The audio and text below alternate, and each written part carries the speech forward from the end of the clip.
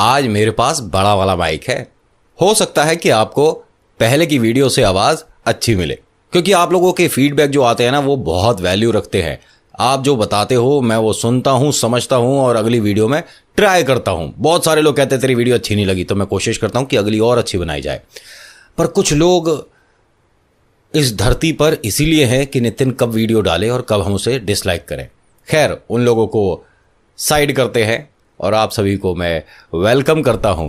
नमस्कार, जय श्री श्याम। मेरा नाम है नितिन। आपका स्वागत है आपके खुद के यूट्यूब चैनल पर जिसका नाम है चाचा के फैक्ट्स। और आज एक और कमाल की वीडियो आप लोगों के लिए लेकर आया हूं। और हाँ, एक और चीज़ बता देता हूं, बहुत सारे लोग हैं वो ये कमेंट करने वाले हैं कि नितिन ये वाली जानकारी हमारे को पहले से थी, यानी हमें पता था जगन्नाथ मंदिर के बारे में जो आपने 10 रहस्य बताए हैं ये हमें पहले से पता थे। तो अच्छी बात है, आप वीडियो को लाइक करके अपना ज्ञान और हमारे साथ बांट सकते हैं, थोड़ा सा अप्रिशिएट कर सकते, थोड़ा सा बाकी लोगों को भी इस वीडियो से जोड़ सकते हैं। बाकी जिन लोगों को ये बात अभी तक नहीं पता थी, 100% बोल रहा हूं कि उनके भी मन में उत्सुकता बढ़ जाएगी जगन्नाथ मंदिर तक पहुंचने की, क्योंकि ये कुछ ऐसी बातें हैं जिन पर साइंस फेल हो चुकी है। बड़े बड़े वैज्ञानिक धरे के धरे रह गए अपने ज्ञान के साथ और विज्ञान के साथ। क्योंकि देखिए, जब चमत्कार ऊपर वाला दिखाता है ना, तो किताबी कीड़े या किताबें उनको गलत साबित नहीं कर सकती, क्योंकि बहुत से ऐसे चमत्कार हैं जिन पर आज भी साइंस रिसर्च ही कर रही है, लेकिन अभी तक किसी नतीजे पे नहीं पहुंची है। लेकिन हम नतीजे पे पहुंचेंगे कि हमारे को वीडियो लाइक करनी है कि डिसलाइक करनी है। मैं कोशिश करूंगा कि आप लाइक का बटन ही दबाएं।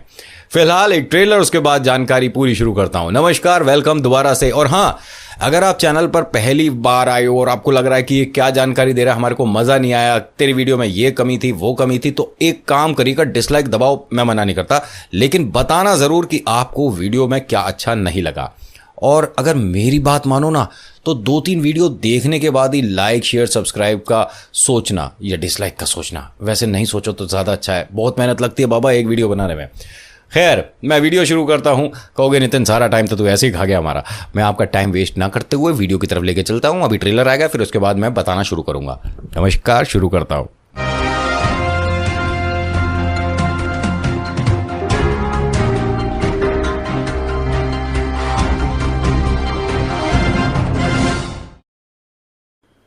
अब जरा वॉल्यूम बढ़ा लीजिए क्योंकि मजा आने वाला है। पुरी के जगन्नाथ मंदिर के बारे में अजीब बात क्या है? खैर, माना जाता है कि भगवान विष्णु जब चारों धामों पर बसे अपने धामों की यात्रा पर जाते हैं तो हिमालय की ऊंची चोटियों पर बने अपने धाम बद्रीनाथ में स्नान करते हैं, पश्चिम में गुजरात के द्वारका में वस्त्र पहनते हैं, पुरी में भोजन करते हैं और दक्षिण में रामेश्वरम में विश्राम करते हैं। द्वापर के बाद भगवान कृष्ण पुरी में निवास करने लगे और बन गए जग के नाथ अर्थात जगन्नाथ। पुरी का जगन्नाथ धाम 4 धामों में से एक है। यहां भगवान जगन्नाथ बड़े भाई बलभद्र और बहन सुभद्रा के साथ विराजते हैं। सुनने में ये बात अजीब जरूर लगती है, लेकिन ये सच है कि भगवान जगन्नाथ, बहन सुभद्रा और बड़े भाई बलराम जी तीनों की मूर्तियों में किसी के हाथ, पैर और पंजे नहीं होते हैं। इसके पीछे भी एक पौराणिक कथा है कि प्राचीन काल में इन मूर्तियों को बनाने का काम विश्वकर्मा जी कर रहे थे। उनकी ये शर्त थी कि जब तक मूर्तियों को बनाने का काम पूरा नहीं हो जाएगा तब तक उनके कक्ष में कोई भी प्रवेश नहीं करेगा, यानी उनके रूम में कोई भी नहीं आएगा।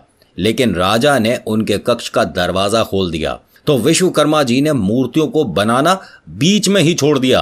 तब से मूर्तियां अधूरी रह गईं, जो कि आज तक पूरी नहीं हो पाई हैं। तब से इन तीनों मूर्तियों के हाथ, पैर और पंजे नहीं होते। मूर्तियों को नीम की लकड़ी से बनाया जाता है।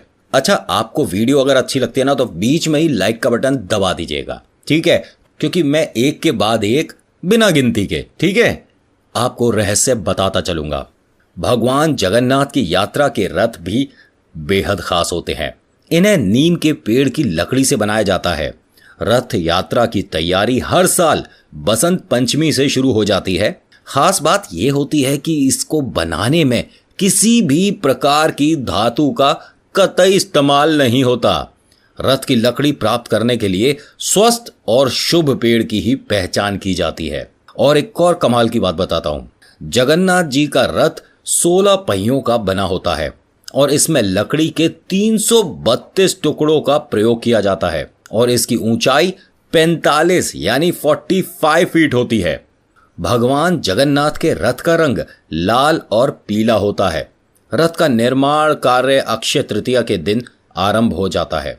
उनका रथ बाकी 2 रथों से आकार में बड़ा होता है। इनके रथ पर हनुमान जी और नरसिंह भगवान का प्रतीक अंकित रहता है और ये रथ यात्रा में सबसे पीछे रहता है। अच्छा, आपको बलराम जी के रथ की खास बात बताऊं। बलराम जी भगवान जगन्नाथ जी के बड़े भाई हैं और बड़े होने के नाते ये सबका नेतृत्व करते हैं, इसलिए यात्रा में इनका रथ सबसे आगे रहता है।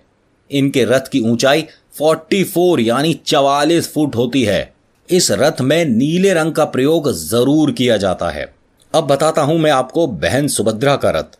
कृष्ण और बलराम की लाडली बहन सुभद्रा का रथ दोनों भाइयों के सुरक्षा घेरे में रहता है, यानी सुभद्रा का रथ दोनों रथों के बीच में ही चलता है। इसकी ऊंचाई 43 फीट होती है और इसको सजाने में मुख्य रूप से काले रंग का प्रयोग किया जाता है।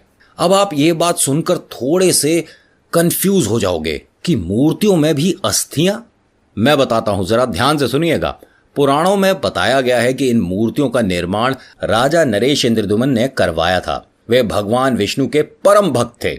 मान्यता है कि राजा के सपने में आकर भगवान ने उन्हें मूर्तियों को बनाने का आदेश दिया था। सपने में उन्हें बताया गया कि श्री कृष्ण नदी में समा गए हैं और उनके विलाप में बलराम और सुभद्रा भी नदी में समा गए हैं। उनके शवों की अस्थियां नदी में पड़ी हुई हैं।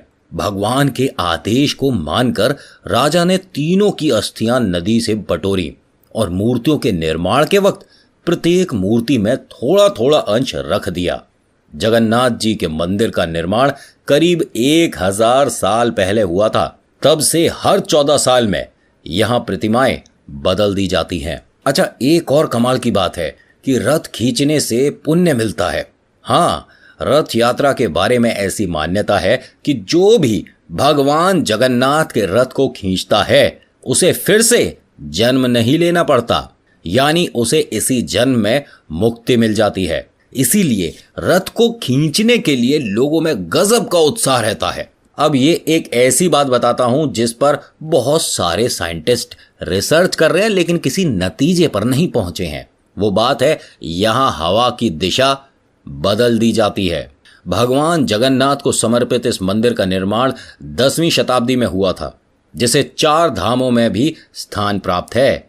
ऐसी मान्यता है कि मंदिर की चोटी पर लहराता ध्वज सदैव हवा के विपरीत दिशा में लहराता है, यानी अपोजिट दिशा में लहराता है। दरअसल ऐसा कहा जाता है कि यहां दिन के समय हवा समुद्र से जमीन की तरफ आती है और शाम में इसके उल्टे दिशा में हवा बहती है, मगर मंदिर का ध्वज इससे ठीक विपरीत उल्टे दिशा में लहराता है, क्योंकि मंदिर में हवा दिन में समुद्र की ओर और रात में मंदिर की तरफ बहती है ना बड़ी कमाल की बात। अब यहां ध्वज की बात हुई है तो ये भी बताता हूं कि हर दिन बदला जाता है ध्वज। भारत में किसी मंदिर का ध्वज हर दिन नहीं बदला जाता है।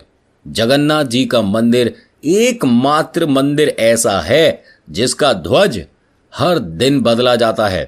हर दिन एक पुजारी को ऊंचे गुंबद पर चढ़कर ध्वज बदलना होता है। जगन्नाथ मंदिर की ऐसी मान्यता है कि अगर एक दिन भी ध्वज नहीं बदला गया तो मंदिर 18 वर्षों के लिए बंद हो जाएगा।